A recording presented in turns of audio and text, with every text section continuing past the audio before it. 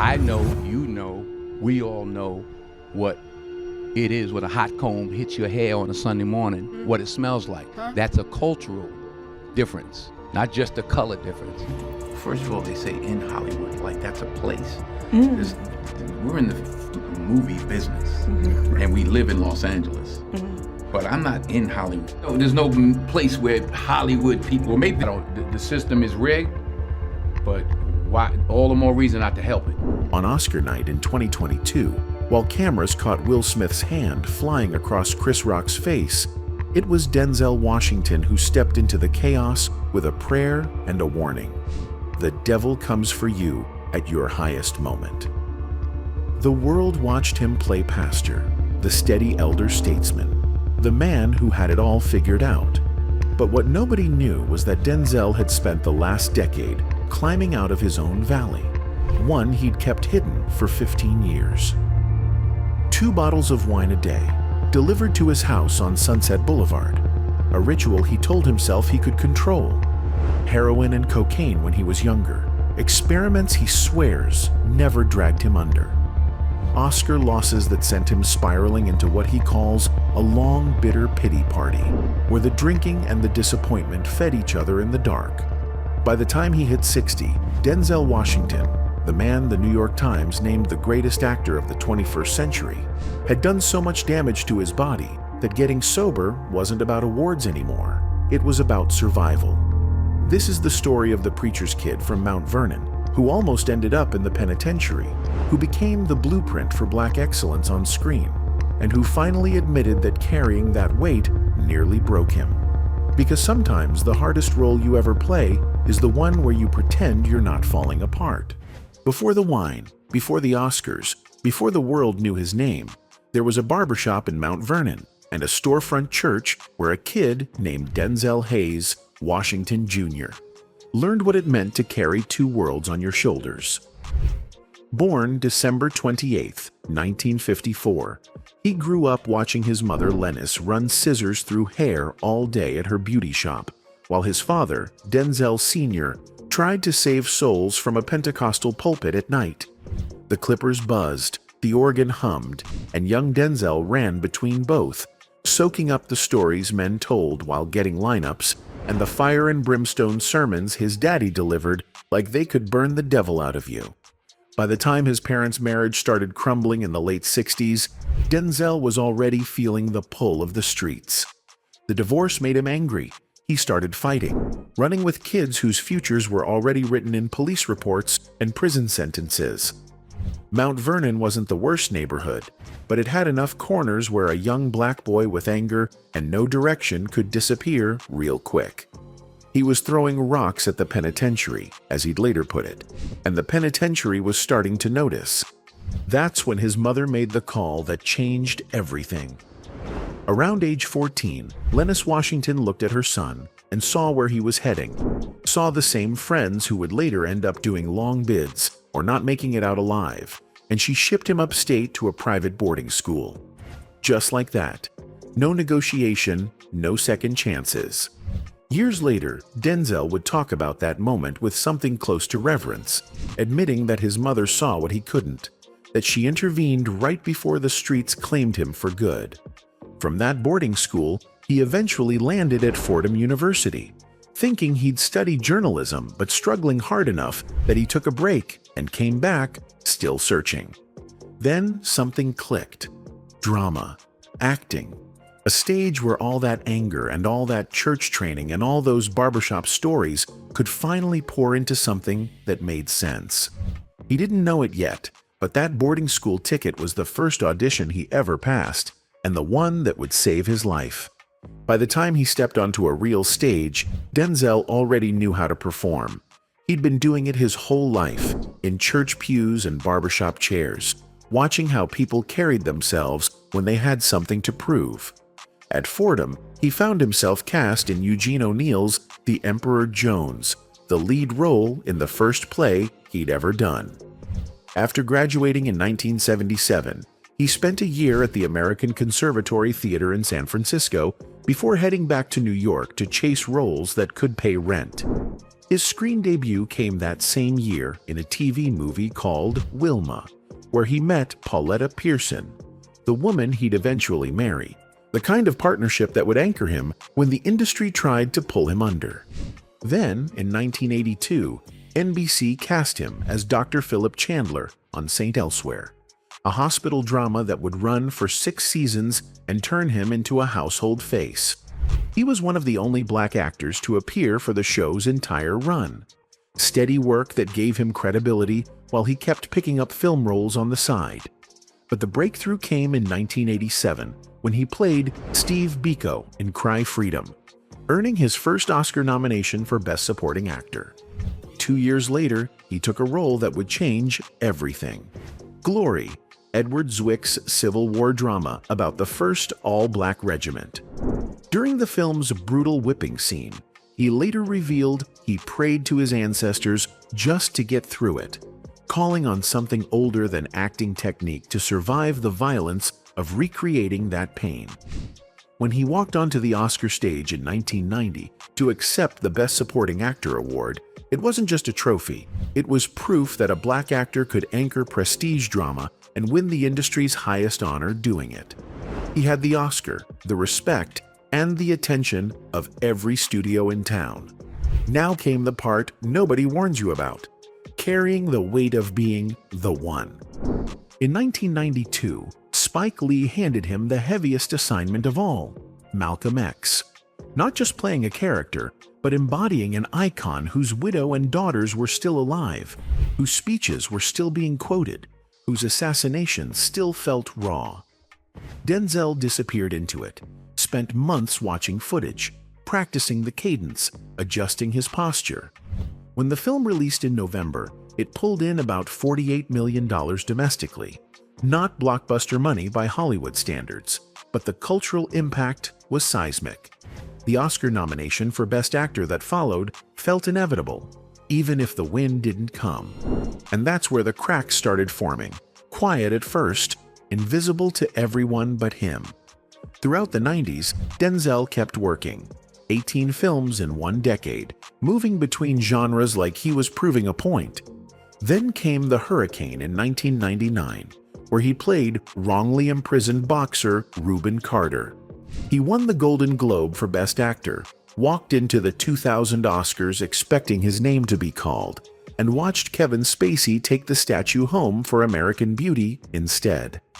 Years later, Denzel would admit that loss sent him into what he called a long pity party, where bitterness and wine started keeping each other company in the dark. But Hollywood didn't see any of that. They just saw the man who kept delivering. In 2001, Antoine Fuqua offered him something different: the chance to play a villain, corrupt LAPD detective Alonzo Harris in Training Day. When he finally won the Best Actor Oscar at the 2002 ceremony, becoming only the second black man ever to take that honor, it felt like the industry was finally catching up to what audiences already knew. From there, Tony Scott became a frequent collaborator, directing him in high-octane thrillers like Man on Fire and Deja Vu. Spike brought him back for Inside Man, and Ridley Scott cast him as Frank Lucas in American Gangster. Studios trusted him to open movies worldwide, to carry moral complexity, to make audiences root for characters they probably shouldn't. But what nobody saw was how much the weight was starting to cost him. The awards mattered more than he wanted to admit. The losses stung deeper than he let on. And somewhere between the red carpets and the standing ovations, 2 bottles of wine a day became the thing that helped him manage what success wouldn't let him say out loud. It started after that Oscar loss in 2000, when Kevin Spacey took home Best Actor and Denzel walked out with nothing but a Golden Globe and a growing sense that the game was rigged. That night, back at home with the TV still glowing, he opened a bottle of wine and told himself it was just to take the edge off. But the edge never really dulled, it just moved deeper, and the wine kept following it down. By 1999, Denzel and Pauletta had built a house with a 10,000-bottle wine cellar, the kind of space that says, "You've made it." And Denzel learned to drink them all, the 61s, the 82s. $4,000 bottles that most people would frame instead of finish. It wasn't about getting drunk at first, it was about taste, sophistication, having this refined ritual that felt like reward instead of escape. But wine is tricky like that. It's slow, it sneaks up on you, and before long the ritual became the routine. The routine became the need. He'd call Gil Turner's Fine Wines on Sunset Boulevard and order 2 bottles at a time, always just 2, the best they had. Pauletta would ask why he kept it to 2, and he'd tell her the truth in a way that sounded like control. If I order more, I'll drink more. So 2 it was, and he'd drink them both over the course of the day, pacing himself, never sloppy, never out of hand. He never drank while working. That was the rule he held on to, like proof he wasn't slipping. 3 months of wine, then back to the set, clean and sharp and ready to be Denzel Washington again. The world saw the discipline. What they didn't see was the calendar in his head, counting down the days until he could go back to those 2 bottles. In 2012, he took a role that hit too close to home. Flight cast him as Whip Whitaker, an airline pilot who pulls off a miraculous crash landing while drunk and then spends the rest of the film trying to outrun the truth of his addiction. He'd later admit that making Flight was like staring into a mirror he'd been avoiding, that it arrived toward the end of his drinking, right when the 15-year pattern was starting to feel less like control and more like surrender. But the wine wasn't where it started, it was just where it ended up. In November 2024, sitting down for an Esquire cover story while promoting Gladiator 2, Denzel Washington did something he'd avoided for decades. He told the whole truth. "I shot dope just like they shot dope," he said plainly, no shame in his voice, "but I never got strung out." He tried heroin, he tried cocaine, he walked right up to the edge of what kills people, and somehow, by grace or luck or his mother's prayers, he pulled back before the streets claimed him. That early experimentation, that anger after his parents split, it all fed into a pattern he'd carry for decades. The belief that he could control anything, even substances designed to strip control away. And for a long time, he was right. The wine years never turned into tabloid meltdowns or public embarrassments. He kept working, kept winning, kept showing up as the most reliable man in Hollywood. But his body was keeping score in ways the cameras couldn't see.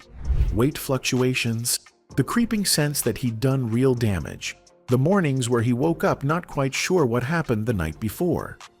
By the time he wrapped Flight, Denzel was staring at his own reflection in the character. He knew he'd go right back to the wine as soon as they called wrap. And he did. Except this time, something was different. The mirror wasn't just showing him a character anymore, it was showing him a future he didn't want. So in December 2014, right around his 60th birthday, Denzel Washington stopped. No rehab, no public intervention, no dramatic rock-bottom moment that would make headlines. He just decided, with the same quiet resolve he brought to every role, that he was done. Nearly 10 years later, he's working with a trainer his friend, Lenny Kravitz, recommended, focusing on what his body can still do instead of mourning what he put it through. It's the kind of honesty that changes how you see everything that came before. All those performances, all that stoicism, all that control, it was real, but it was also survival. Peace has a way of changing what you're willing to tolerate, and more importantly, what you're called to do when chaos breaks loose. March 27, 2022. The Oscars are rolling smooth until Chris Rock makes a joke about Jada Pinkett Smith's shaved head, and Will Smith walks onto that stage and slaps him clean across the face. The room freezes, and for a few seconds, nobody knows what to do. But Denzel Washington knows exactly what needs to happen next. He gets up, walks backstage with Tyler Perry, and finds Will Smith in the middle of what looks like a man coming apart at the seams. What happened in that moment Denzel's kept mostly private, but the essence of it is clear. He didn't lecture, didn't scold, didn't pile on with judgment. He prayed. Right there, backstage at the biggest night in Hollywood, while Twitter was tearing Will Smith to pieces, Denzel Washington did what a decade of sobriety and surrender had taught him to do. He stepped into the gap with grace instead of condemnation. A week later, at Bishop T.D. Jakes' International Leadership Summit, Denzel spoke publicly about that night. Sitting across from Jakes in front of a packed auditorium, he framed the incident not as scandal, but as spiritual warfare, saying that when the devil comes for you, especially at your highest moment, that's when you need people in the gap. There, but for the grace of God, go any of us, he told the crowd, refusing to participate in the public flogging that was still happening online. Who are we to condemn? During his acceptance speech that same night, Will Smith had referenced Denzel's words, the warning he'd given him. At your highest moment, be careful, that's when the devil comes for you. The phrase became the soundbite of the night, the moral center in a moment that felt morally unmoored. And Denzel, who had spent decades being the controlled, disciplined, unshakable movie star, had become something else entirely. The elder who shows up not with answers, but with presence, who chooses empathy over judgment, because he knows too well what it's like to carry things the world can't see. This framing of life through faith instead of Hollywood validation wasn't new. In interviews around this time, he'd started saying things like, "Man gives the award, God gives the reward," especially after being snubbed for recent Oscar nominations. The bitterness that used to eat at him after losses, the pity parties that fed into wine bottles, all of that had been replaced with something quieter and deeper. By the time Denzel hit his late 60s, the things that used to matter, the Oscars, the box office openings, the validation from an industry that never fully knew what to do with him, all of that started feeling like noise. In 2023, he wrapped The Equalizer 3, closing out a franchise that had pulled in over $574 million worldwide. But even as the trilogy became a commercial juggernaut, Denzel was already somewhere else mentally, already thinking about what came after the cameras stopped rolling. By the time he sat down for press runs promoting Gladiator 2 in 2024, he admitted something that caught interviewers off guard. He doesn't watch movies anymore, not even his own, and he's tired of the whole spectacle. "I don't watch, man, I really don't," he told GQ, his voice flat and honest. "I don't go to movies. I'm tired of movies." It wasn't bitterness, it was exhaustion, the kind that comes from giving 50 films and 40 years to an industry that still found ways to overlook him. What he was chasing now wasn't statues or standing ovations, it was legacy, the kind you build in private, with your kids, with the stories you choose to protect and elevate. His 4 children had all found their way into the industry, and Denzel had used his leverage to create opportunities without robbing them of the chance to earn respect on their own.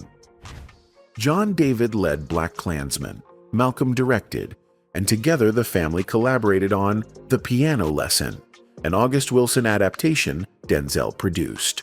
When asked what he was most proud of in his career, Denzel didn't reach for Training Day or Malcolm X. He pointed to his kids being good people, the kind of answer that only makes sense when you've spent a decade sober and spiritually centered. In late 2024, the New York Times did something rare. They named him the greatest actor of the 21st century so far. Not just a great actor, not one of the greats, but the greatest. The AFI had already given him their Life Achievement Award, and his 2 Oscars sat somewhere in his house gathering dust. But what stuck with audiences, what pastors played in Sunday sermons and young actors studied in acting classes, wasn't just the performances. It was the presence, the way Denzel carried moral weight even when playing morally bankrupt men. His characters became shorthand for integrity.